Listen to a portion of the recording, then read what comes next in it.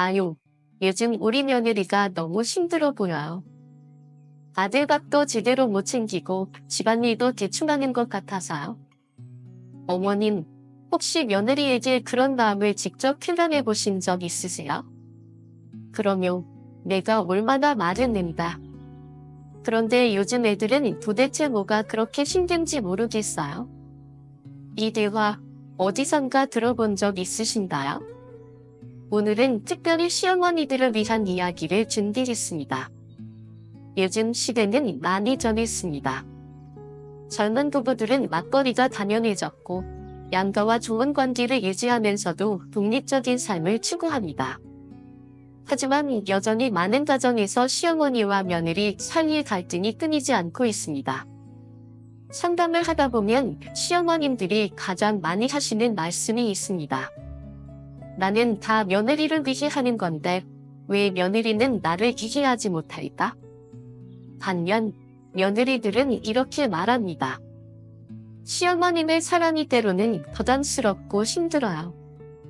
특히 코로나 이후 가족관계에 대한 인식이 많이 달라졌습니다. 젊은 부부들은 개인의 시간과 공간을 더욱 중요하게 여기고 독립적인 생활을 선호합니다.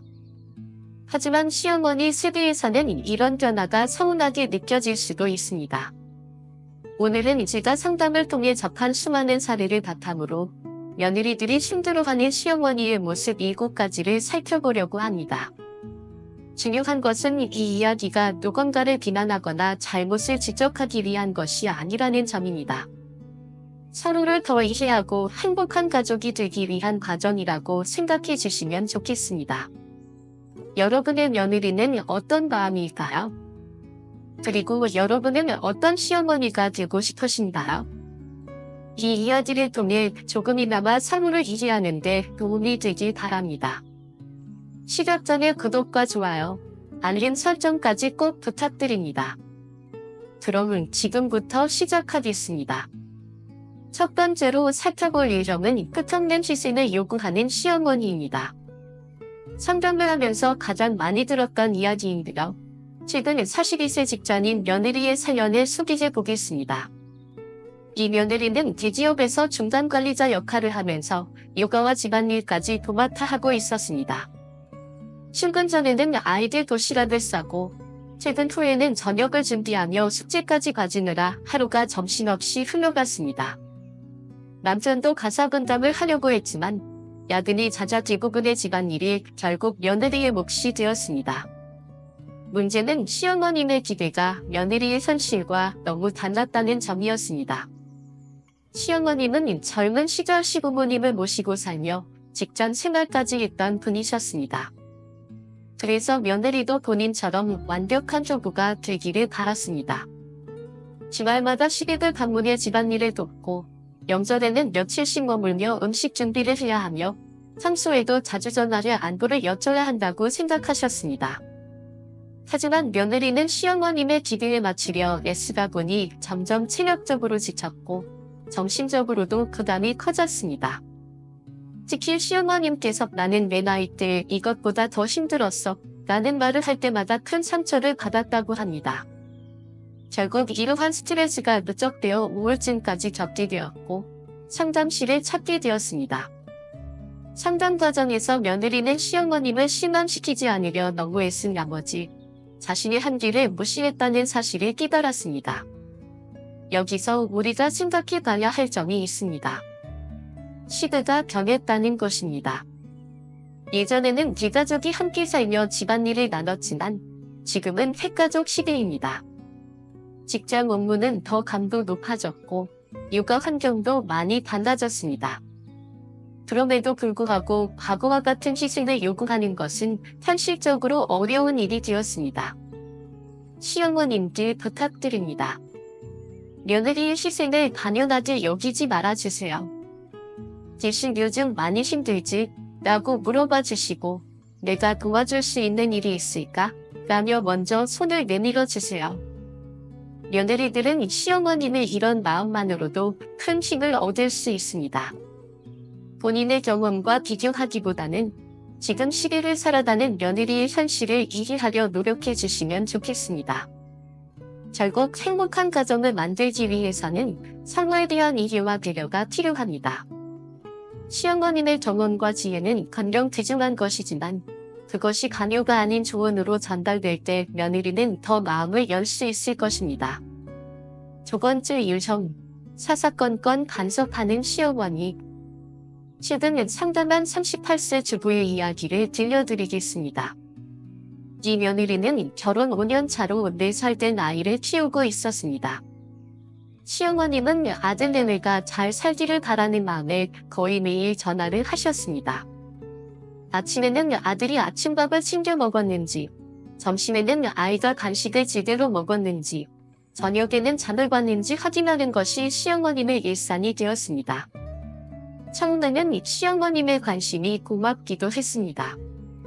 하지만 시간이 지날수록 일상의 모든 것을 보고해야 한다는 부담이 커졌습니다.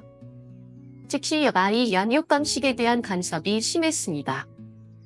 이유식을 시작할 때마다 매일 전화를 걸어 레시피를 알려주셨고, 아이가 조금만 마르면 며느리의 육아 방식을 직접 하셨습니다.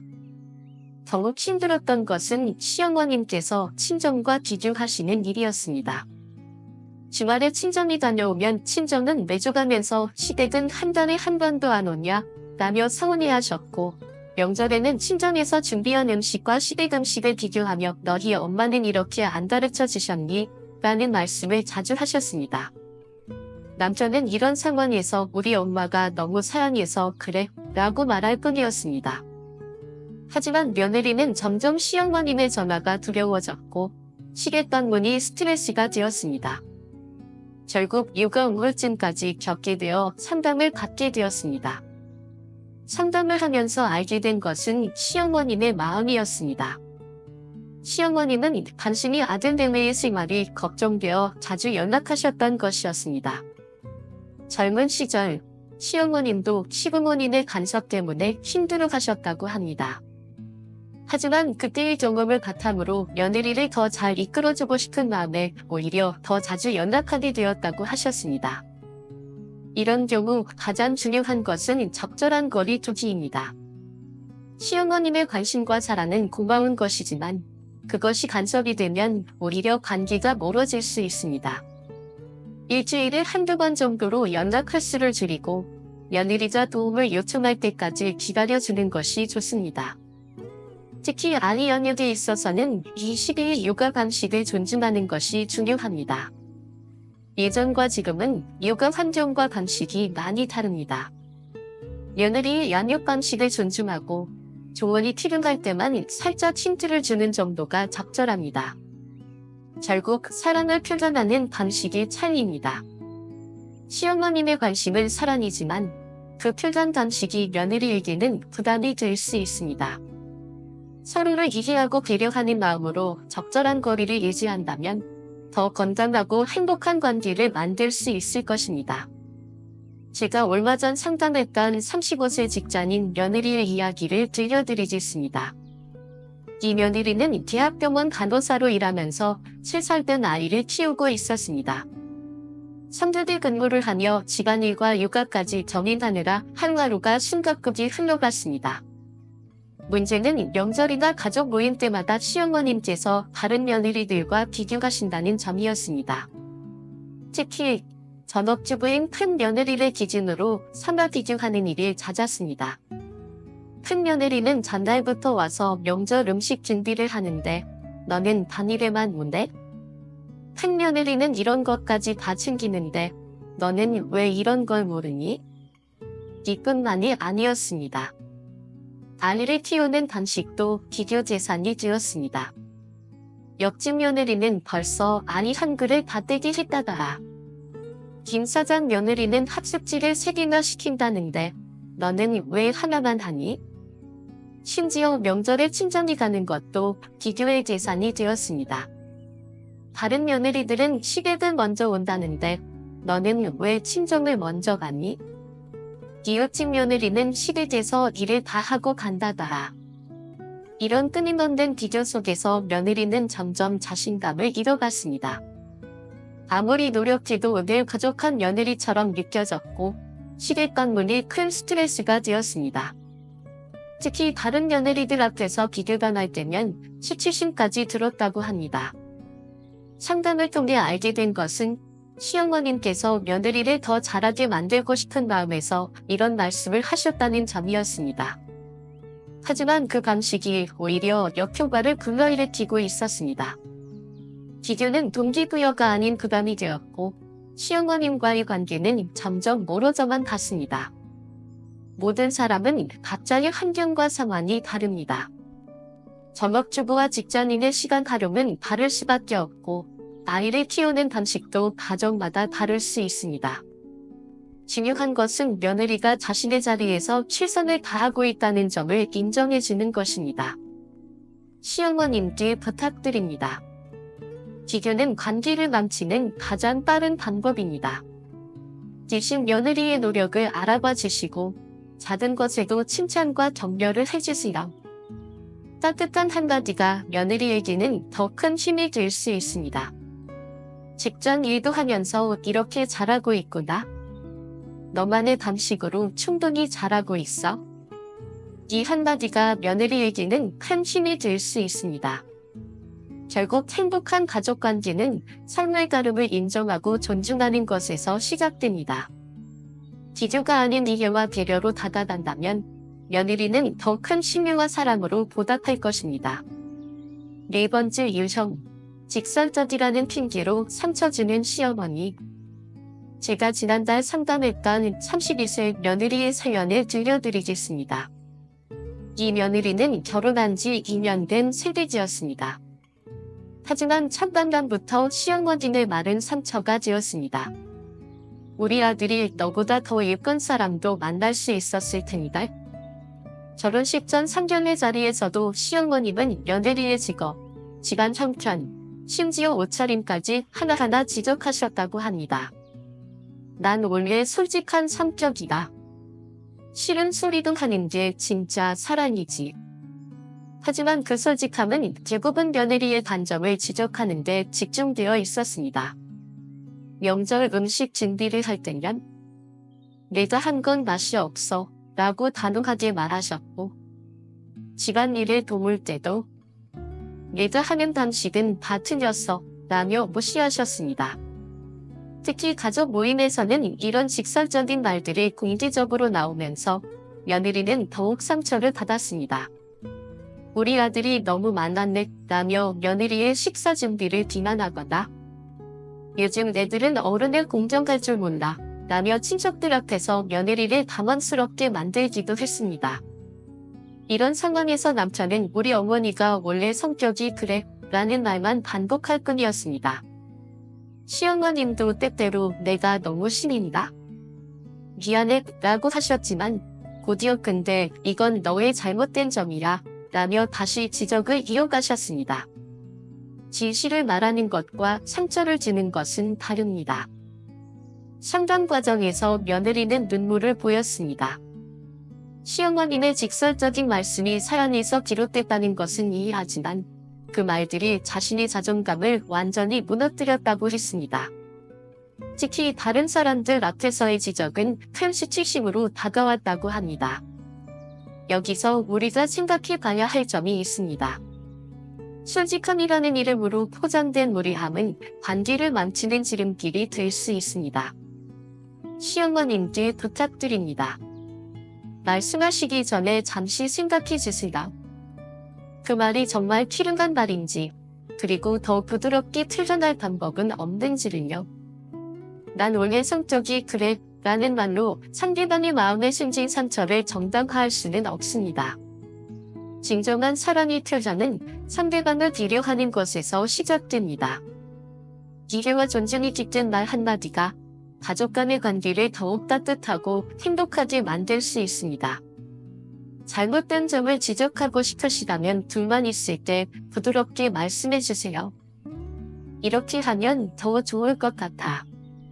이런 식의 조언은 내가 틀렸어 라는 직설적인 지적보다 훨씬 효과적입니다.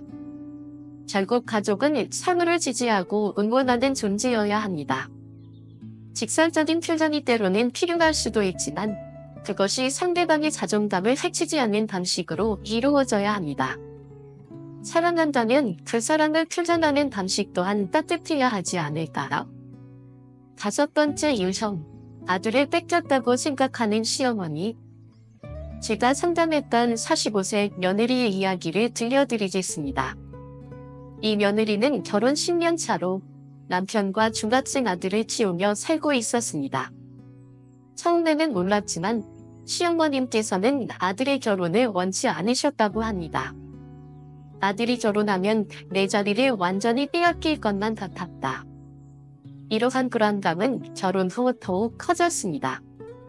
아들이 주말에 시댁을 찾지 않으면 결혼하더니 엄마는 안중에도 없구나 라며 서운해하셨고, 아들이 며느리의 의견을 따르면 너는 와이프 말만 듣고 엄마 말은 듣지도 않네 라며 섭섭해하셨습니다. 명절과 가족 모임에서도 표현된 서운함. 아들이 며느리와 함께 앉아있으면 너희끼리 좋으면 됐지 라며 빈정거리셨고, 손자가 며느리 곁에만 있으면 나는 할머니 구경만 하라는 거야 라며 서운함을 드러내셨습니다. 시어머님의 관심은 아들의 건강관리까지 며느리를 탓하는 방향으로 이어졌습니다. 결혼하고 나서 왜 이렇게 양이었니?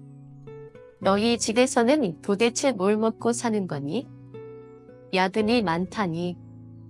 와이프가 걸어오라고든 떠미는 거 아니냐? 심지어 아들과 단둘이 이야기할 때는 엄마가 널 얼마나 사랑하는데 결혼하고 나서는 며느리만 챙기냐요 라고 말하며 아들에게 죄책감을 주기도 하셨습니다.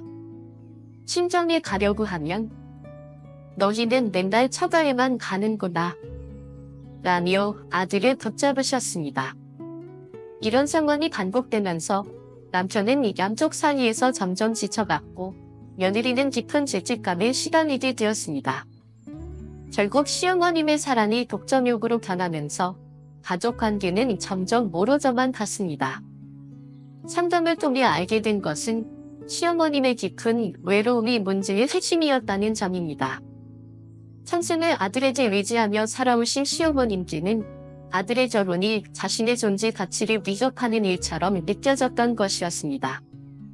하지만 그 감정을 조절하지 못한 결과 오히려 아들과의 관계가 더욱 멀어지는 상황을 초래하고 말았습니다. 시어머님께 말씀드립니다.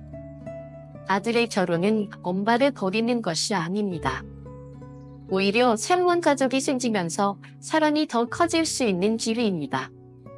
며느리를 경쟁자가 아니라 새로운 딸로 받아들이고 아들의 행복을 함께 기뻐해 주세요. 진정한 모성애는 자녀를 붙잡아두는 것이 아니라 독립된 성인으로 인정하고 축복하는 것에서 시작됩니다. 시어머님의 사랑이 아들을 올가미로 묶는 것이 아니라 넓은 세상으로 나아갈 수 있도록 돕는 날개가 되어 주시길 바랍니다. 6번째 유형, 돈과 예단을 따지는 시어머니. 제가 최근 상담했던 34세 며느리의 이야기를 들려드리겠습니다. 이 며느리는 결혼 3년 차로 중소기업에서 일하는 직장인이었습니다. 하지만 결혼 전부터 시어머님의 예단 요구는 강했습니다. 시어머님은 다른 집 예단 이야기를 자주 하시며 옆집 며느리는 시댁 식구 모두에게 명품 가방을 해줬다더라 라는 말로 은근한 압박을 가하셨습니다. 결혼식 전날 시어머님은 예단을 하나하나 확인하며 값어치를 따지셨고, 이웃집 며느리는 예단으로 시댁장롱을 다 채웠다더라 라는 말씀까지 하셨습니다. 문제는 며느리의 친정이 경제적으로 넉넉하지 않다는 것을 알고 계시면서도 이런 요구를 멈추지 않으셨다는 점입니다. 며느리는 친정에서 대출까지 받아가며 예단을 준비했지만 그 정성과 노력은 전혀 인정받지 못했습니다. 결혼 후에도 이어진 금전적 요구, 결혼 후에도 시어머니의 금전적 요구는 계속되었습니다. 명절 때마다 시댁 친척들에게 줄 선물을 요구하셨고, 집안 증사 때도 며느리에게 비용 부담을 지우셨습니다. 가장 힘들었던 것은 친정과 시댁의 경제력을 비교하는 일이었습니다. 친정에서 가져온 것과 시댁에서 해준 것을 따져보자. 친정에서 해준 만큼 시댁에도 해야 하는 거 아니니라? 며느리가 명절에 친정에 갈 때도 너희 부모님한테는 뭘 사다니? 우리한테도 그만큼 해야 하는 거 아니라? 라며 일일이 확인하셨습니다. 심지어 남편의 생신 선물로 백화점 상품권을 드렸을 때도 이런 걸로 때우지 말고 상금으로 주지 그랬니? 라는 반응을 보이셨습니다.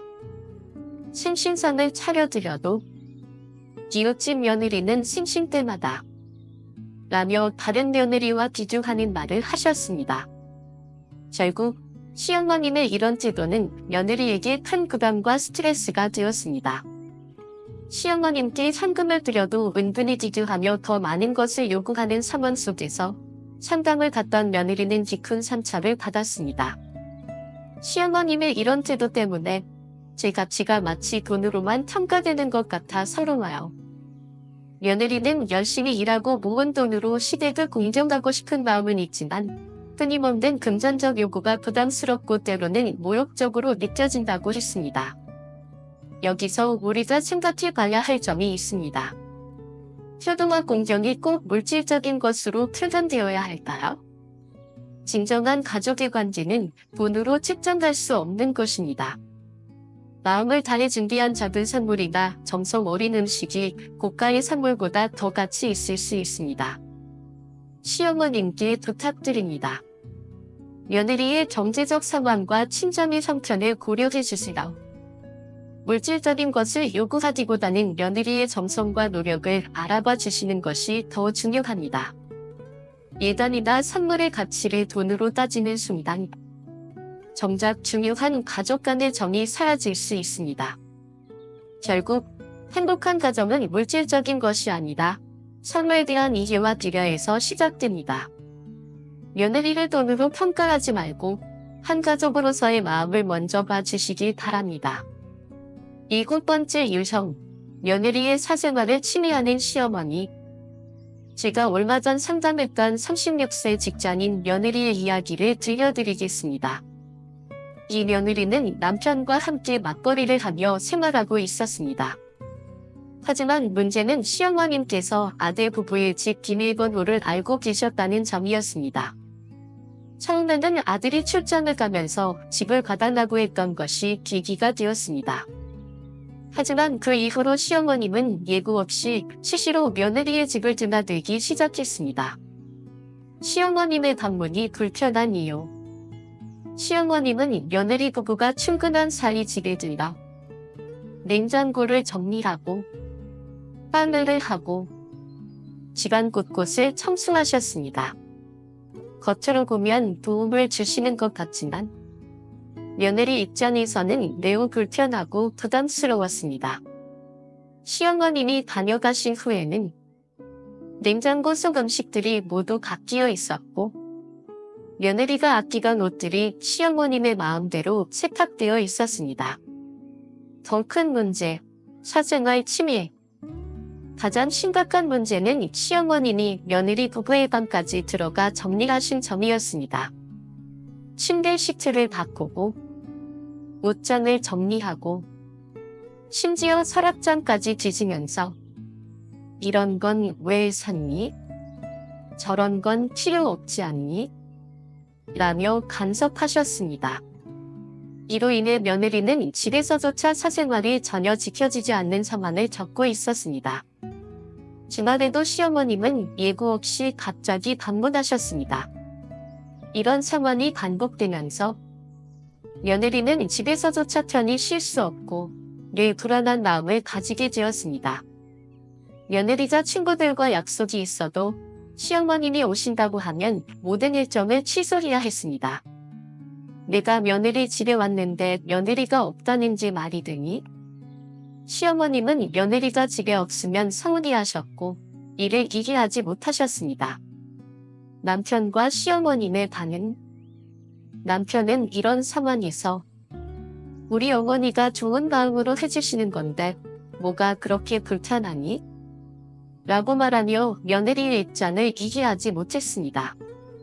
시어머님도 내가 너희 집안일을 도와주려고 하는 건데 왜 싫어하니? 라며 섭섭한 감정을 드러내셨습니다. 하지만 며느리에게는 이 모든 상황이 큰 스트레스였습니다. 이 사례를 통해 드러난 것은 시어머님의 과도한 애정과 며느리의 프라이버시 침해 사이의 갈등이었습니다. 하지만 이러한 과도한 관심이 오히려 부부의 독립성과 사생활을 해치는 결과를 낳고 있었습니다. 여기서 우리가 생각해 봐야 할 점이 있습니다. 결혼한 자녀의 집은 하나의 독립된 공간입니다. 아무리 가까운 사이라도 예고 없이 방문하거나 허락 없이 물건을 정리하는 것은 큰 신뢰의 문제가 될 수 있습니다. 시어머님께 부탁드립니다. 며느리의 공간을 존중해 주세요. 방문하실 때는 미리 연락을 주시는 것이 중요합니다. 집안일을 도와주고 싶다면 며느리의 동의를 구해주세요. 내가 도와주고 싶은데 어떤 걸 도와주면 좋을까? 이런 한마디만으로도 며느리는 시어머님의 배려를 느낄 수 있습니다. 결국 관계는 서로의 경계를 존중하는 것에서 시작됩니다. 사랑한다고 해서 모든 것이 허용되는 것은 아닙니다. 적절한 거리를 두고 서로의 공간을 인정할 때 더 건강하고 행복한 가족 관계를 만들 수 있습니다. 마무리하며 지금까지 며느리들이 힘들어하는 시어머니의 모습 7가지를 살펴보았습니다. 끊임없는 희생을 요구하는 시어머니, 사사건건 간섭하는 시어머니, 며느리를 다른 사람과 비교하는 시어머니, 직설적이라는 핑계로 상처 주는 시어머니, 아들을 독점하려 하는 시어머니, 돈과 예단을 따지는 시어머니, 며느리의 사생활을 침해하는 시어머니. 이 모든 행동들은 결국 시어머님의 사랑에서 비롯된 것입니다. 그러나 그 표현 방식이 잘못되면 오히려 관계를 멀어지게 만듭니다.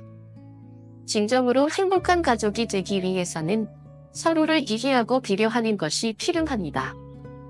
며느리와 시어머니가 서로의 입장을 존중하며 진정한 가족으로서 따뜻한 관계를 만들어 나가길 바랍니다. 사실 시어머님께서도 며느리들을 이해하기 어려운 부분이 많으실 것입니다. 내 시대에는 이렇게 하지 않았는데 요즘 젊은 사람들은 왜 이럴까? 이런 생각이 드실 수도 있습니다. 하지만 시대가 변했다는 것을 인정하는 것이 중요합니다. 지금은 맞벌이가 일상이 되었고 육아 방식도 과거와 많이 달라졌습니다. 행복한 시댁관계를 위해서는 서로에 대한 이해와 존중이 가장 중요합니다. 시어머님께 부탁드립니다. 며느리를 아들을 빼앗아간 사람이다. 시키는 대로 해야 하는 사람이 아닌 새로운 가족이자 한 인격체로 봐주세요. 진정으로 며느리를 사랑하신다면 그 마음을 표현하는 방식도 따뜻해야 합니다. 비교나 간섭 대신 따뜻한 격려를, 직접 대신 칭찬을, 요구 대신 배려를 보여주세요. 내가 힘들 때 도와줄게. 너만의 방식으로도 충분히 잘하고 있어. 우리 며느리가 최선을 다하는구나. 이런 따뜻한 말 한마디가 며느리에게는 큰 힘이 됩니다. 좋은 관계는 하루아침에 만들어지지 않습니다. 시어머님도 며느리도 서로를 이해하고 알아가는 시간이 필요합니다. 그 과정에서 실수도 있고 불완전한 순간도 있을 것입니다. 하지만 그것을 이해하고 받아들이는 것이 진정한 가족의 모습입니다. 결국 우리 모두가 바라는 것은 행복한 가정입니다. 시어머님의 사랑과 며느리의 소신이 잘 어우러질 때 그 가정은 더없이 따뜻하고 행복한 곳이 될 수 있습니다. 작은 변화가 행복한 가정을 만듭니다. 오늘의 이야기가 여러분 가정의 작은 변화의 시작이 되길 바랍니다. 여러분의 경험과 의견을 댓글로 남겨주세요. 이 메시지가 더 많은 분들에게 전해질 수 있도록 소중한 분들과 공유해주세요. 구독과 좋아요, 알림 설정까지 꼭 부탁드립니다. 오늘도 긴 시간 함께 해주셔서 감사합니다. 구독자 여러분의 행복한 인생을 응원하겠습니다. 지혜로운 하루 보내세요.